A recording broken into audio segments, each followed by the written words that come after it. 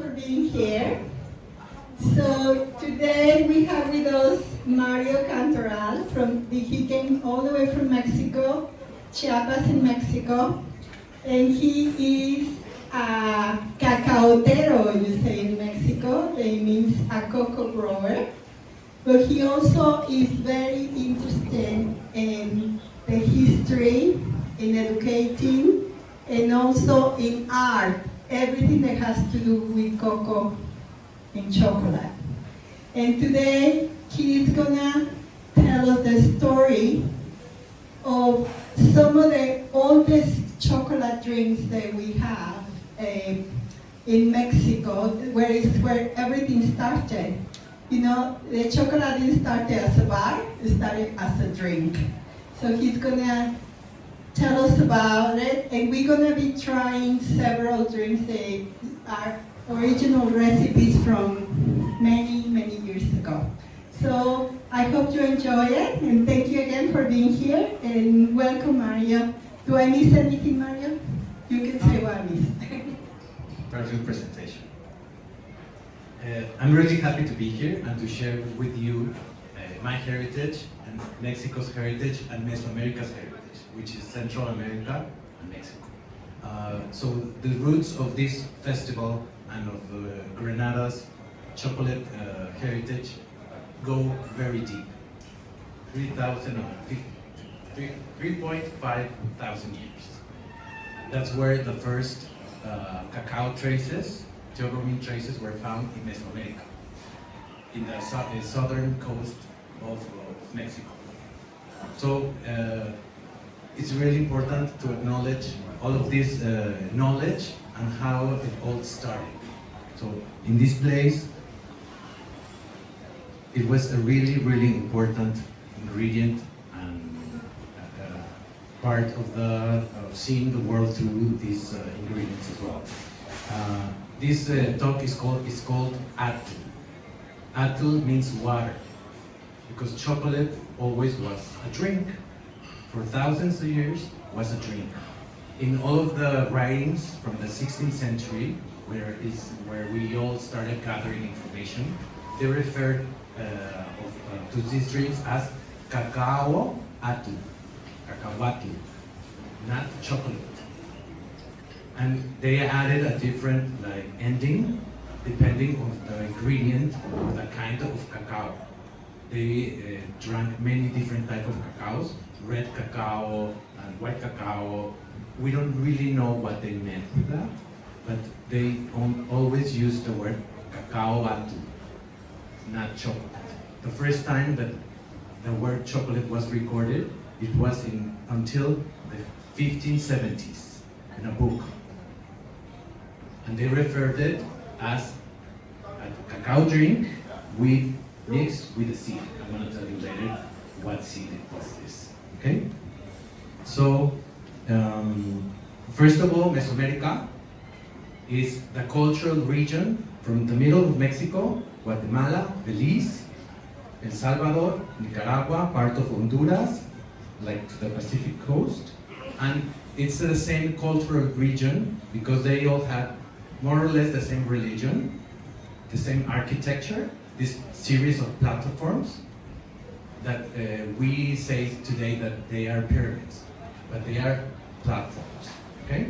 And the food, they all had the same food: squash, cacao, corn, chilies, beans. So that made it like a homogeneous region culturally. There were many, many languages, there were many different people, but they shared different way of seeing the world. Okay? So consumption of cacao was only allowed for the elite. It was a very restricted bean. It was scarce, more or less, in some regions. It was expensive. It also was used to be traded with. It was sort of a coin. And it was like kind of money. It was money that you had to consume at some point. Otherwise you would lose it. It would rotten and something would happen. So it was money that you had to consume and drink at some point. So they had certain regions where it was planted.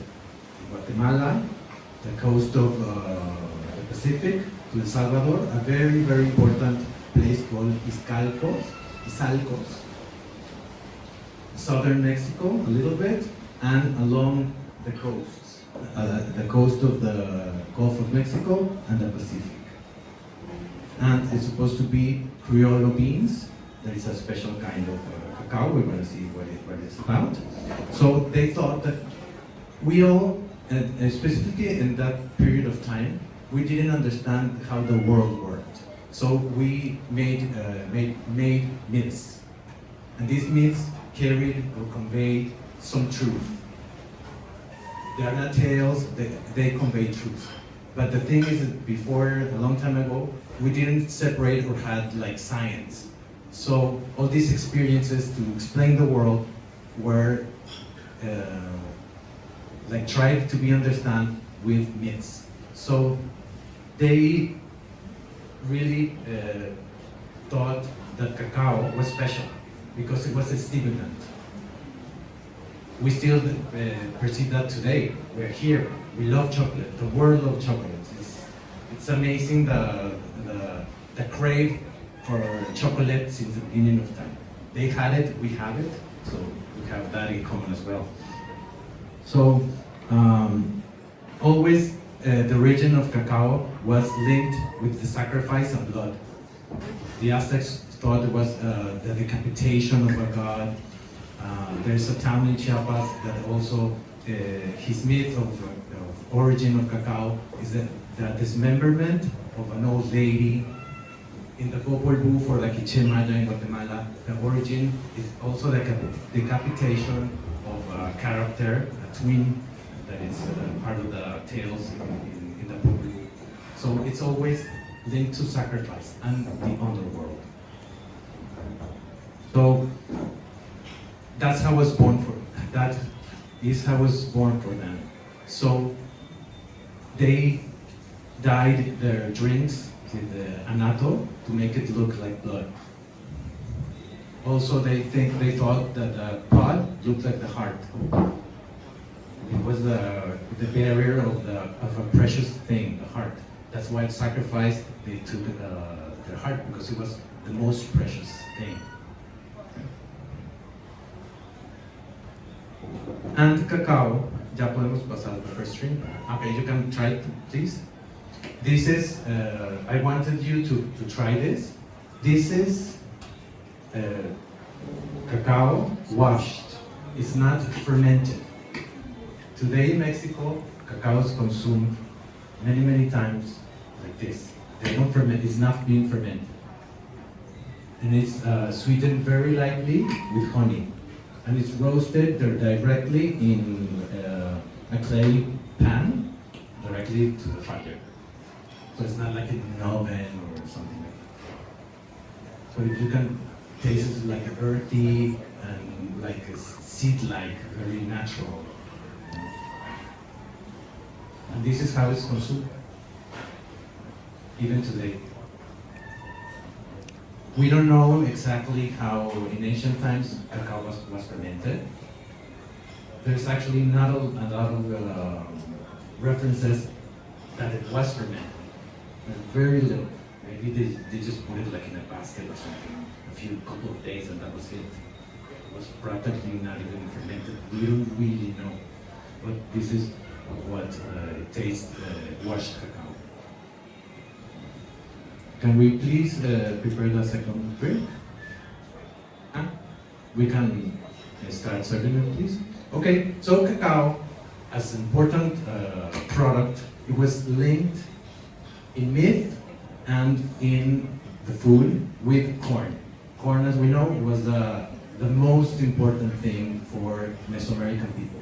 It wasn't cacao, it was corn.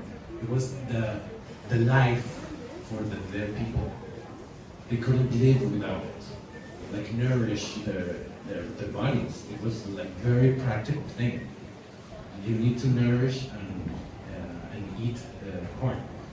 So many deities cacao were also represented as a maize god, and the god of maize as a cacao god. And the Mayan glyph of cacao has the syllable gua, cacagua. And the syllable gua is for maize. So that's an interesting relationship. The syllable gua of maize is in the word cacagua, cacao. So it's really, really important, both of these products. Corn was associated with the sun, with light. Its fruit is pointed toward upwards. Cacao was linked to the underworld, as I already said, and the buds point downward. It needs shade to grow and thrive in the jungle, with the moist and the shadow of the trees. So that's why it's linked in their understanding of the world and giving meaning to the world, to the underworld. So they complemented each other. And most of drinks, Mesoamerican drinks, have maize and cacao together. So you're gonna try this drink, please. This one is white criollo cacao. This is refined and roasted, more controlled, and has maize and a little bit of sugar. Yes. Will you be mentioning a little bit more about how it's made? I think it's Sure. It's fantastically different how the cacao is not fermented. When, at least locally, that is a very important part of how chocolate is made. Yes. Okay. This is the one they're trying with maize is not like a traditional recipe copied from a codex. That those things do not exist. So this is like an interpretation of this of cacao with the roasted maize. It has a little bit of cinnamon because that's how it's consumed always, or in many parts, and sweet.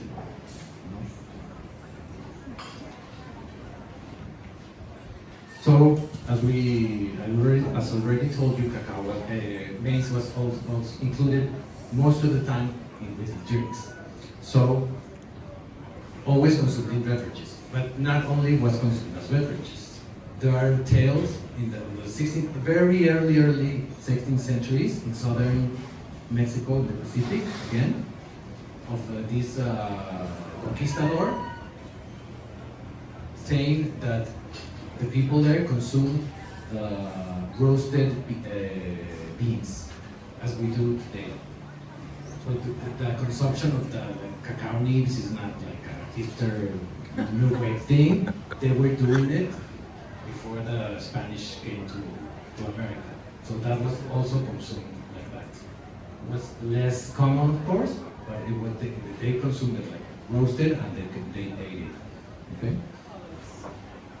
Yes? So the second one with the maize is the Creole. Yes. And the first one was what variety? Regular cacao trinitario. Trinidad. Sí.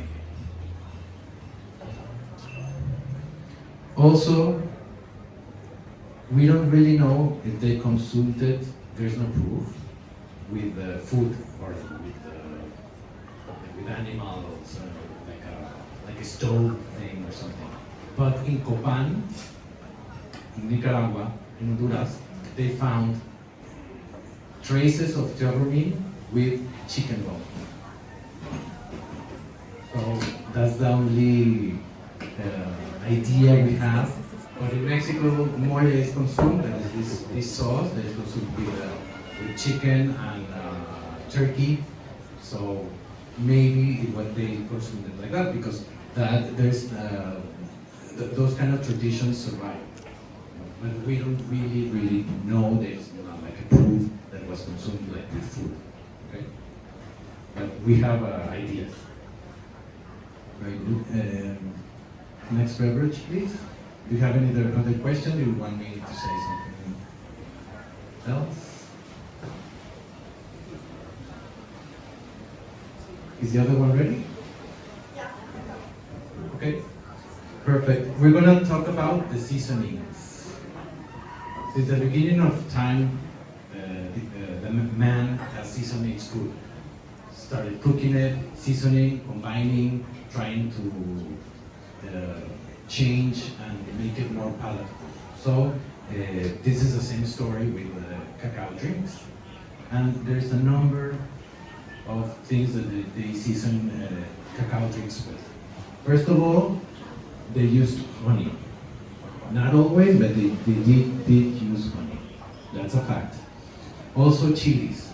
The chilies weren't used to make it like spicy or hot. They were used to season it, to give flavor. Okay? Also they used seeds.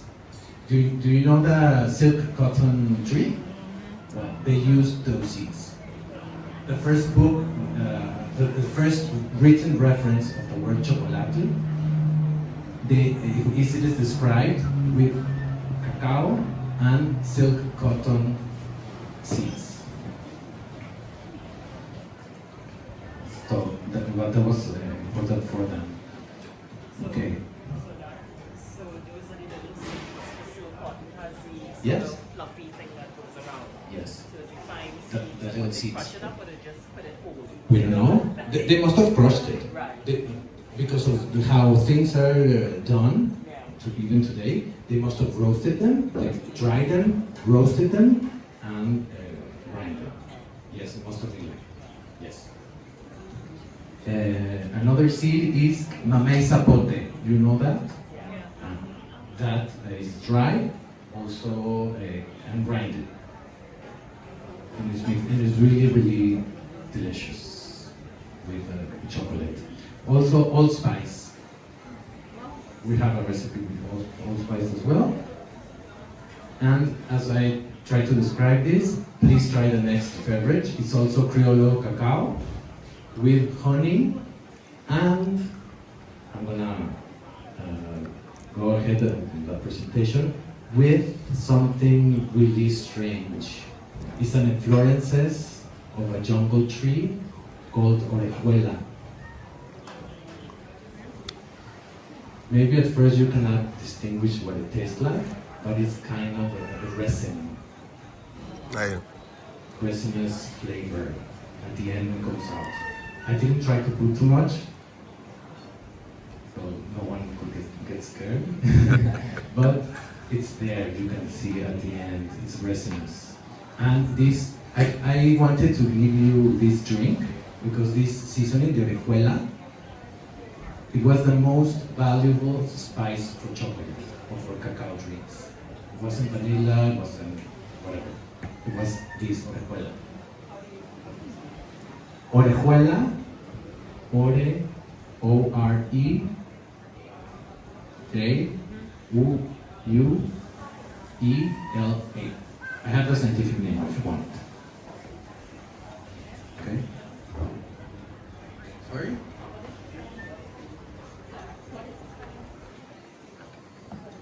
I'm gonna tell you in a bit. Yes, yes. I just got ahead because you were trying it. So maybe we don't like that flavor. It's very different, but they craved this flavor. It was the most valuable spice. Okay. Also, another seed they used was annatto. It wasn't properly the seed, but the greasy cover of the annatto seeds. As I already said, they dyed all these drinks to make it more alike to blood. It is used today as well. They use roots as well. They use roots. It's called cintul. It looks like a small ginger. It doesn't taste like ginger, nothing, but the reference is it looks like ginger. So they use roots as well. They also used fresh flowers. They used magnolia flowers. They were used fresh. They used frangipani flowers, fresh as well, to give them aroma. All of this was to make a fragrance. You know? They use dried flowers. There's a tree called molinillo or rosita de cacao. They dry that flower and they season cacao beverages with it. That one's still in use today. And they use inflorescences as well. Not the flower, but sometimes flowers have other parts like surrounded it. It's not the flower, so they use that as well. The first one is in the Aztec language. It's called Mecatzochitl because the name of Mecate, it's a string. It looks like a string, so that's why it's called Mecatzochitl. And it's the inflorescences of a family of plants of the family Piper. Do you know Hoja Santa? Maybe it's one of those plants, like Hoja Santa. And they use orejuela, which is also an inflorescence. I have it right here. At the end, you can come up front and we can smell them. And I was very lucky to find this. I found it in a place in Guatemala. In Mexico, I didn't find it. I was looking for a tree. I found the tree nearby where I live, but it wasn't aromatic. I don't know why. There are different varieties of the same tree, but this one was not aromatic. So I was really lucky to find this spice in Guatemala.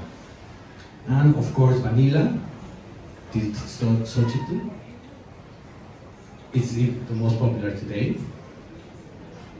And of course, we have all the new seasonings added to enrich cacao beverage culture. Orejuela, we're using it in Europe as well, at least in Spain. They took the orejuela. They liked it at some point, and there are writings where they say that the recipes in Spain, they included orejuela. All of these spices were also used as medicine. So maybe, as you know, cacao beverage was also a medicine. So they took along some of these spices. But all of these that I described that still survive today are vanilla, that was the molinillo flower, the dried one, annatto. That's about it. And chili, maybe, you know. But they used a lot of seasonings. What happened also that cinnamon came and took over. People loved cinnamon, so it really made a part of all of these seasonings. So now today we have many, as I said, to reach the cacao beverage culture in Mesoamerica and in the world. We're here at the Spice Island, so you know a lot about that. All of these spices that we could name, they were used at some point in cacao beverages.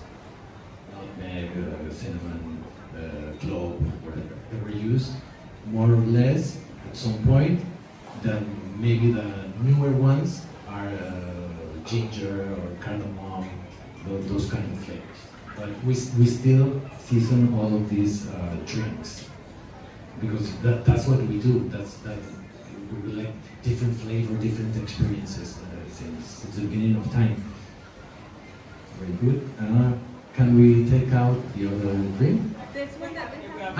Okay, perfect. Okay, perfect. That cacao was planted in Mesoamerica along with annatto and vanilla as a systematic plantation. There's a study done in 2018. These researchers did research and they made field research. They found in Alta Verapaz in Guatemala, still in 2018, a systematic orchards where they harvested or cultivated cacao, annatto, and vanilla. It wasn't like they had like one tree or the tree of annatto. It was a systematic production system. In Mesoamerica, an equivalent that we also had was a milpa of corn with squash and beans. You let grow the corn. When it's almost done, you plant the squash, you plant the other things. So this is more or less something they did with cacao. And that's not very well known, but it was done even in 2018 in Alta Verapaz. They had the cacao trees like in the middle of the plantation with its shade, with its canopy of shade. All around it, they had the anato trees that need more sunlight, and the vanilla vines were planted in the shade trees, in the cacao trees, or even in the anato trees. But a lot of them. It was a production system. Okay, so to commemorate that history, I made this drink with anato and vanilla. It's also Criollo cacao. That's the fourth one. Yes. Because it's very orange and it tastes a little bit like carrots. Like a what? Carrots. I don't know what that is. Carrots. Is that Carrots. for you? Carrots. Carrots. Yeah. Okay. Okay.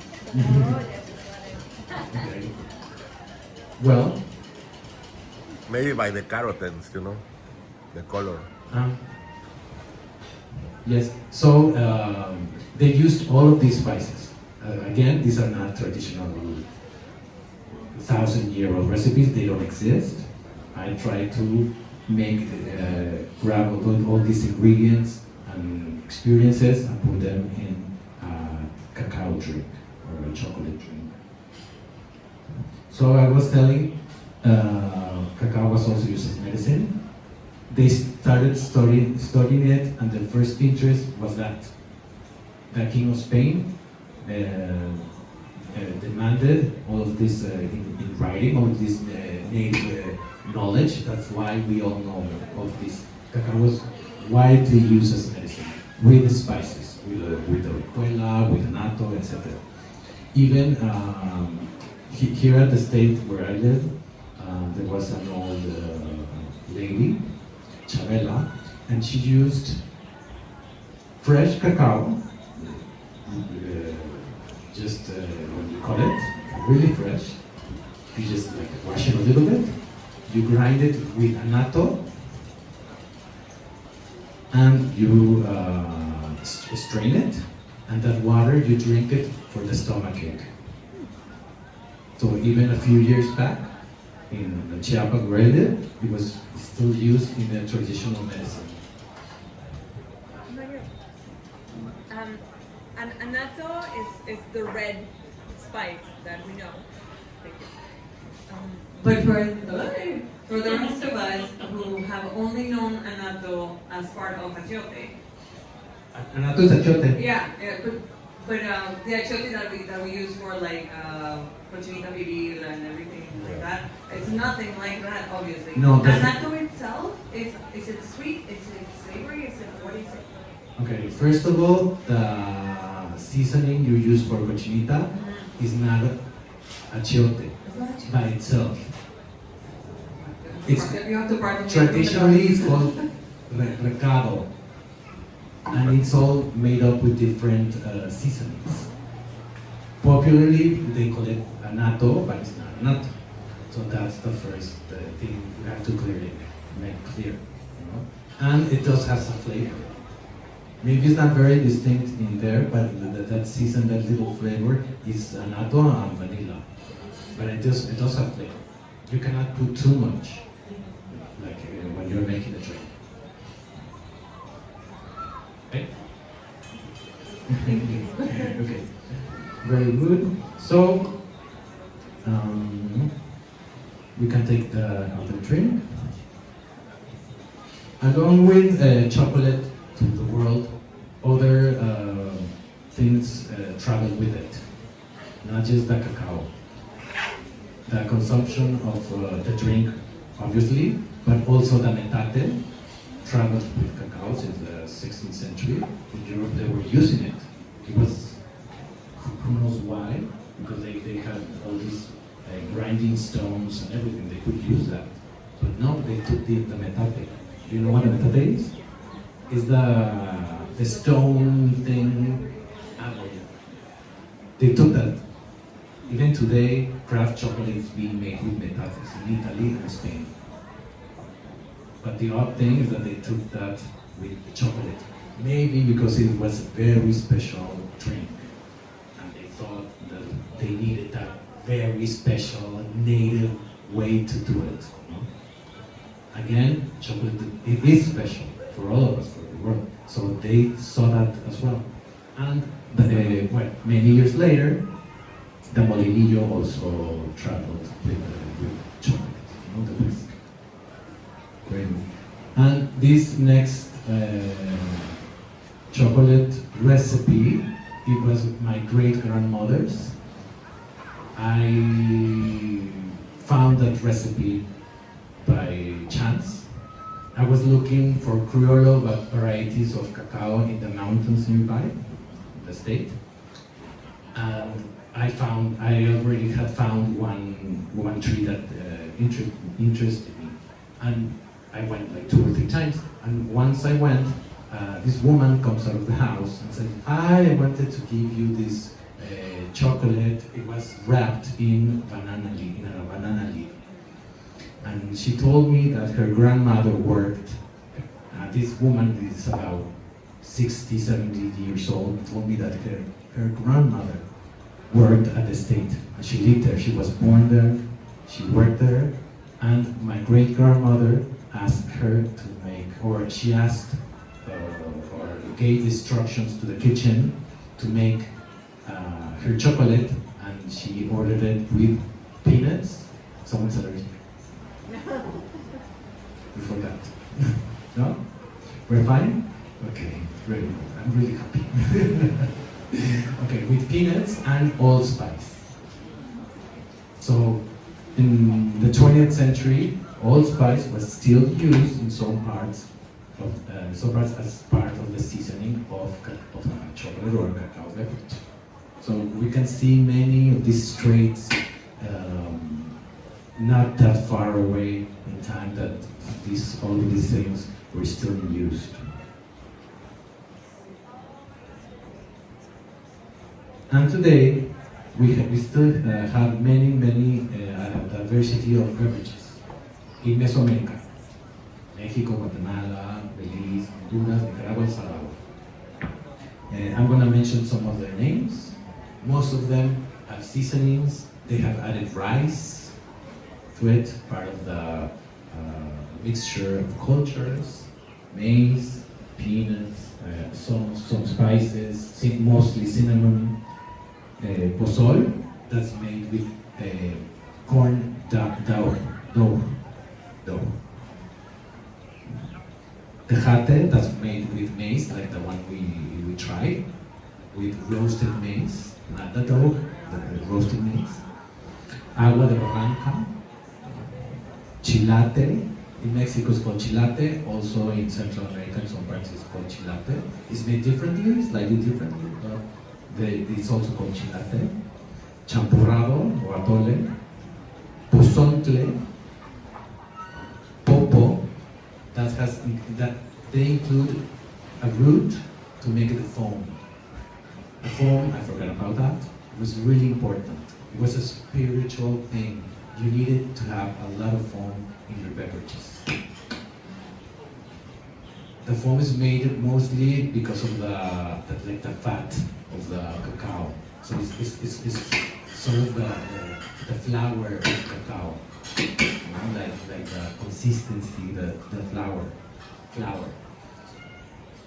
So it was really important to them. It was a spiritual thing to have this. And they added some roots.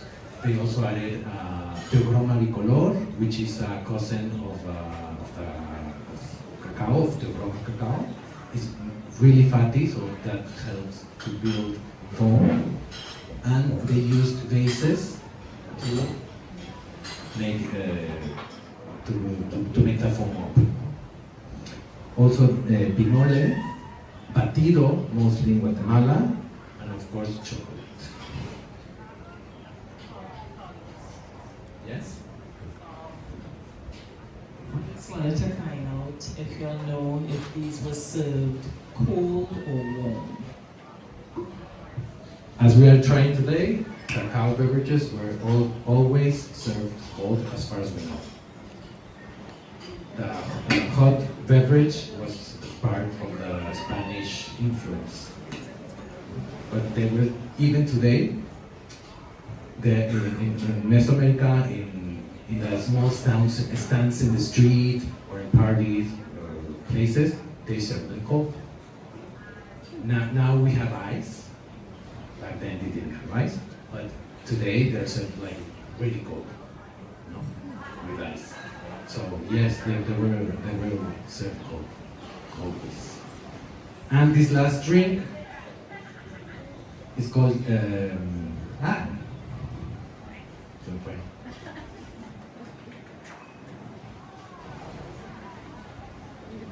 Tascalate. Tascalate. Yes, it's Tascalate. How originally was done with tortillas. You know what tortillas are? Okay. You dry them, roast them a little bit, you grind them, mix it with cacao. Now they use cinnamon, a little bit of cinnamon. This one doesn't have cinnamon. And you can really taste the flavor of the tortilla. Not the corn, the tortilla. So this is a very special drink, made how it has to be.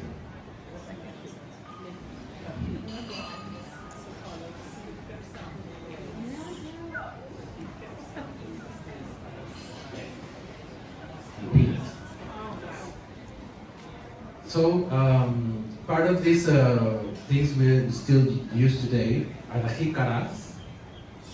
We can see an example here. This is decorated from the state of Michoacan with the lacquer, very influenced by the commerce with the Philippines and China. We see one that is very like raw for the everyday use. And we have this tool as well. It's called an alcahuete or alcahuete. And it's used to use a little bit like a spoon to eat the foam, or to stir it also a little bit, because all of these beverages have corn, so it goes down the corn, so you use it to stir a little bit. In ancient times, in the 16th century, it was described that the big chiefs of the Maya or the Aztecs used these kind of tools made out of turtle shell. So all of these tools still survive today over there, all because part of the things that are used for the beverages. You have this in Grenada as well. This one is from a molinillo tree. They call the tree molinillo because you can see a perfect, almost molinillo. Many trees have this shape of growing their branches, but this one has very horizontal ones. This is where the dried flour is taken for the drinks as well, from this tree. And this is a Lacandon tribe molinillo. It's a replica from the one in a museum. So they were using molinillos because sometimes we read that it was a Spanish invention in Spain, but they were using it here a long time ago. This is from a Lacandon tribe, very isolated in the Chiapas jungle. They were using this. And this is the natural branch. They were using things to steer their beverages as well. Maybe you couldn't produce foam, they used the bases to do the foam, but they were using this kind of utensils to mix and steer the maize or the cacao that wasn't really finely grinded. So you need to steer them on. That's why you have these tools. Well, we made like a little trip to the past to see the roots of what we are all doing here in Grenada to celebrate everyone's passion, our passion for cacao and chocolate. So I hope you really enjoyed it, learned a lot, and enjoyed the beverages. We have more beverages, I think. If you would like one, or try more. And I have here the spices. We can smell them or touch them or whatever you want. And if you have any questions, please ask. And we have time for that.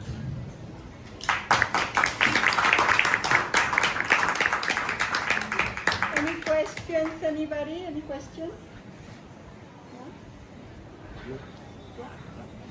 We'll talk. Thank you, Mario. That was really interesting, and we all learned a lot. And these are calabash, that we know them here, but look how beautiful they decorate them in Mexico. It's just really, really interesting. And I mean, we know them a little bit more like this here in Grenada.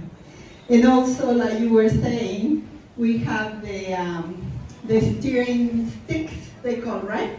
Steering sticks. Swizzle sticks. And what I found very, very interesting, it was the alcahuete. Alcahuete. Hey, Alcahuete in Mexico. don't be alcahuete.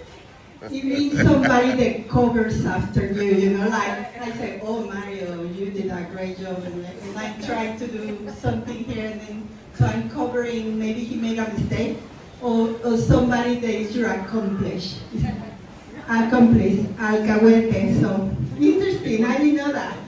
Because this tool helps you. It's an alcahuete. It's helping. It's a helper. I know, that is so interesting. And on what day, Emma? What day we going for cocoa tea? On Monday? Okay, Emma is here from the House of Chocolate. And Emma on Monday is going to do a workshop at the House of Chocolate about the local cocoa tea. The people say they came with the French when they brought the cocoa to Grenada, but before the colonizers, the English, the French, and the Spanish, we had native people in the islands. Some were some Arawas, some Caribs, some Kalinagos, and unfortunately, the cocoa seed, or the cocoa beans, they disintegrate very quickly. So we had no trace in the island here about having cocoa before the colonizers. But just in Jamaica, I think last year, they found some old skeletons, and then they find traces of cocoa in their molars. So cocoa was here, but unfortunately we don't have proof in Grenada. So the cocoa tea, they say it came from the French.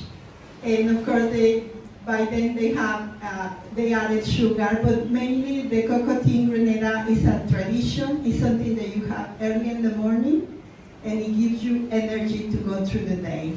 And I think that was part of what the Aztecs and the Olmecs and all the tribes of Mexico were using it, right? Yeah.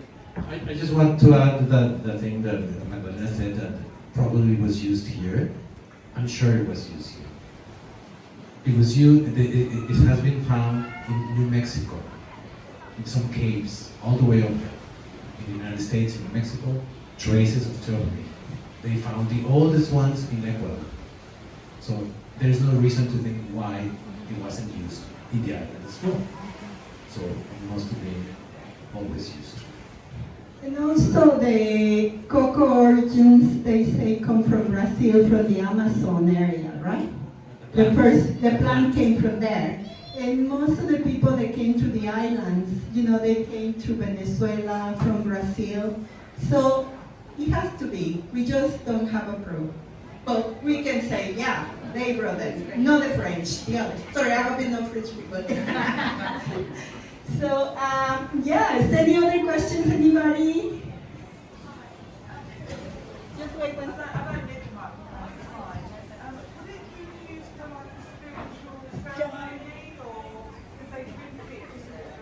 Or would they use it in the ceremony?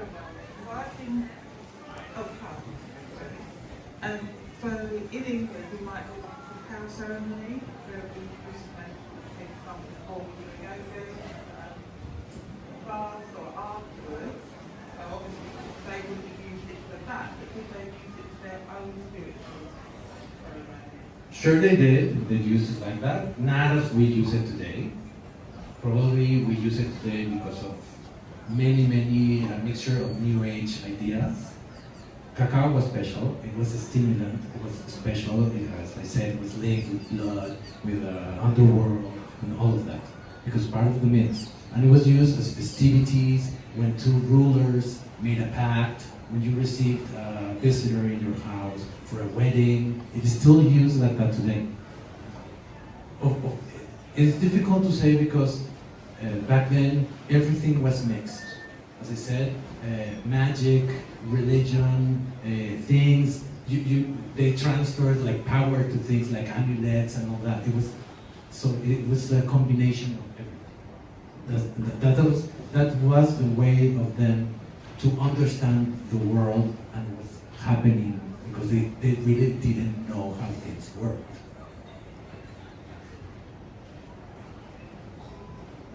But of course for them it had some power also. Thank you for the presentation. Very interesting. What time do you have every of these different beverage in your real life? Do you have a special time you want to have this or that beverage? Or what is your preferred one? I think the one with maize is my favorite.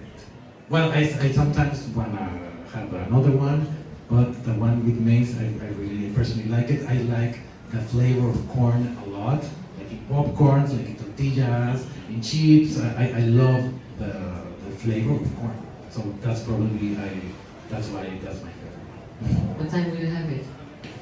At really early or at 12 o'clock or so. Thank you. Anybody else? Also, correct me and I'm wrong, but I think the Aztecs used to give the soldiers little patties of cocoa, like a cocoa ball, but they were flat. And they used to give them to the soldiers when they went to fight, so they have energy. And, Yes, yeah. that is described. They use it sometimes like that, and also for some people that were called Poshtecas.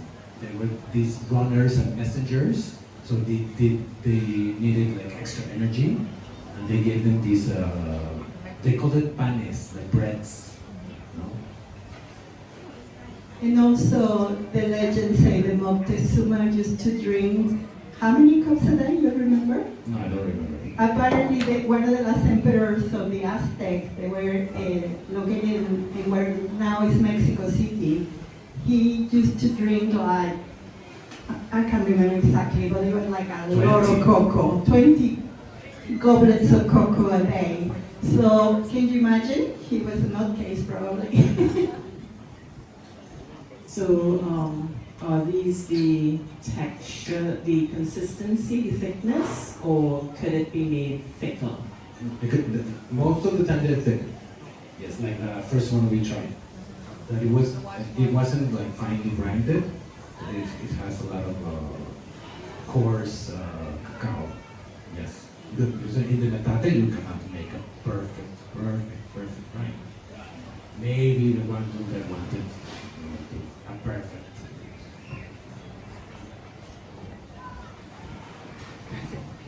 Mario, for the first one that we tried, like you were saying, the washed cocoa, it's just the ground cocoa with the metate and water. Is that because is that why it's called washed cocoa?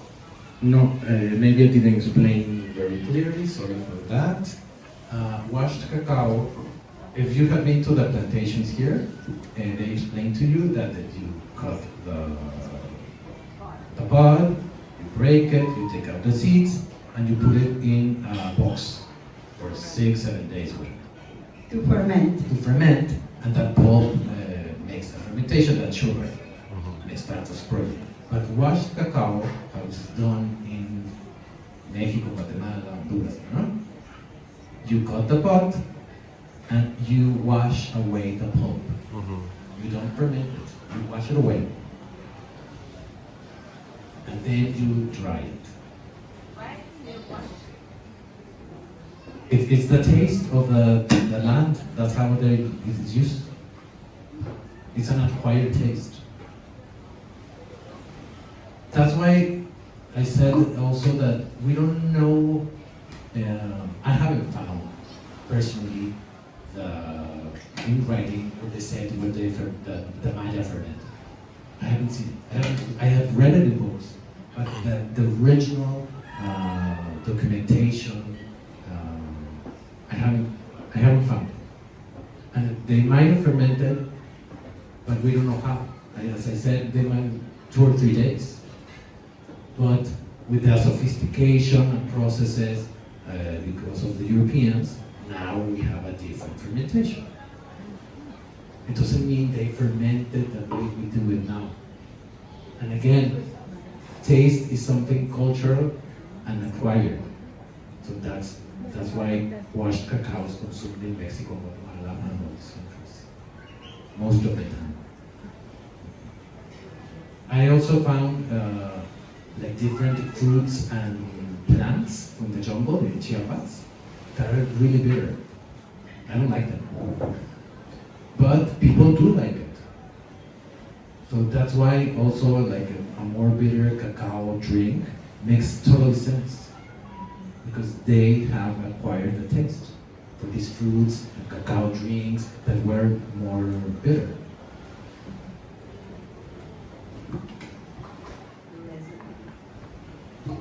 Just curious if you've experimented, because of course in those days they didn't have a fridge. But I'm just wondering, with regards to these, the shelf life outside of the fridge, or if you've left them outside for a few days to see the change and the fermentation, that sort of thing. Beverage? Yeah, the beverage, different beverage. No, I've never done it. Always we prepare it and drink it. Yes. Sometimes you can leave it overnight for the next day, and it's perfect. Pozol, that one that is made with the dough, you cannot leave it for the next day. With the corn dough, yes, because it's fresh. And the other drinks is roasted cacao, roasted corn. But that one made with the dough, you have to drink it as it. But that one really ferments.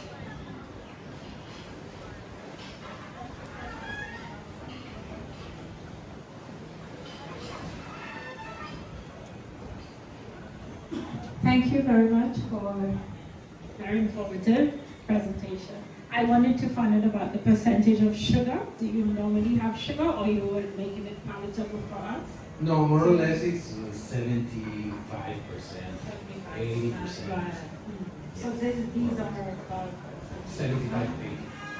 Yeah? Yes, Okay. and 2 of them are sweetened with honey. Honey. The one, the third one was honey? The first one, like the raw cacao, not fermented one, and the one with the resinous spice. Oh, okay. Yes, I wanted you to really feel that original flavor of the cacao, the spice, and the honey. Okay. And the second question was the use of anato. We call it uku here. We use it in rice and in meat and stuff like that. So that was a new thing for me to learn about the widespread use of anato with the cacao. Yes, it was widely used. Widely used. Okay. And today's maybe one drink, the latte one, that is still used as before, it was widely used. So that's a new anato. Yes, yes, you can do. You can try. This is all of us to learn. It's not like me telling you or sharing my heritage. No, it's our heritage. It's the human culture, and if we participate in the cacao and chocolate industry or